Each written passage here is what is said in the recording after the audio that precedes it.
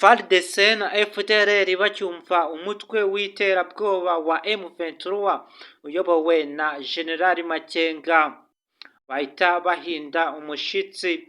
Turagaruka ku gace cyangwa se ku ntara ya Maniema.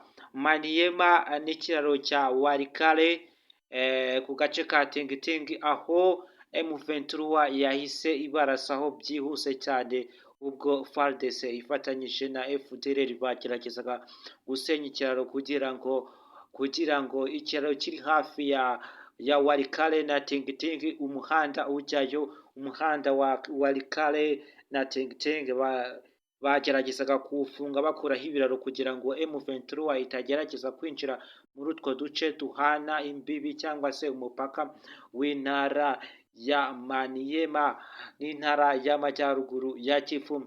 Murabizi ko intara y'amajyaruguru ya Kivu M23 yayifashe cyane, igiye gufata n'agace ka Maniema mu gace k'intara ka Maniema. Iyi ntara ya Maniema ihuriyeho umuhanda uva mu gace ka Walikale Tingitingi, niho M23 yerekeje igamije gufata aka gace cyangwa se n'iyi ntara ya Maniema. Rero nk'uko biri kugenda bigarukaho, M23 ikomeje kugenda yica abasirikari benshi ba FARDC na FDLR nk'uko bifatanyije bakunga ubumwe kugira ngo bahashe M23, ariko nabo ntabwo yigeze bemerera na gatoya, ntabwo igiruhuka ahubwo igerageza kurinda abaturage agace ifashe kose. Abaturage ikabigarurira ikabarindira umutekano mu gihe abasirikari ba FARDC cyangwa se aba Congo n'aba FDLR mu gihe cyose bageze mu baturage bagerageza kubiba ibyabo no kubasahura no kubica bakabakorera iyicarubozo, mu gihe M23 ikomeje kugenda yigarurira imitima ya benshi y'abaturage bakayoboka kandi ikagaragaza ubukaka n'ubuhangange n'imbaraga ko igomba gufata Congo. Ibice by'ibanze by'ingenzi nk'igice cya Kibira bacukuramo amabuye y'agaciro, icyo ngicyo yakibitseho kare nyuma y'uko ubutegetsi bwa Tshisekedi bukomeje kugenda butsindwa n'igisirikari kandi ko n'abandi basirikari benshi boherejwe ku rugamba bamwe baratorotse mu gihe abasirikari b'u Burundi baje mu ntambara, mu gihe umusirikare umwe mu Burundi ari guhabwa amadolari 1000 yonyine akiza kugira ngo ase ku rugamba.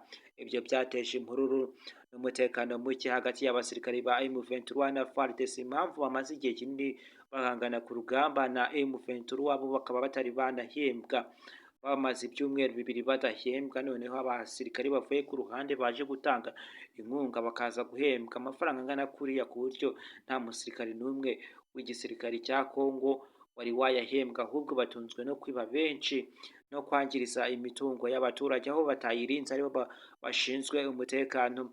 Nkomeje kubakira mbabwira ngo ikaze, muramenye ntimugende mutavuze mumeze nka cya kinyoni bita igishwi. Niba wahageze kora subscribe, like, comment, ibyifuzo n'ibitekerezo ni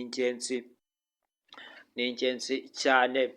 Uyu muhanda wa Walikale wa Tingitingi niho M23 yerekezaga. Uyu muhanda uhuza intara ya Maniema n'intara y'amajyaruguru ya Kivu, nibwo M23 yageragezaga gufata ku gace k'intara ngo nako ikibiko nk'uko yibitseho bimwe mu bibuga by'indege.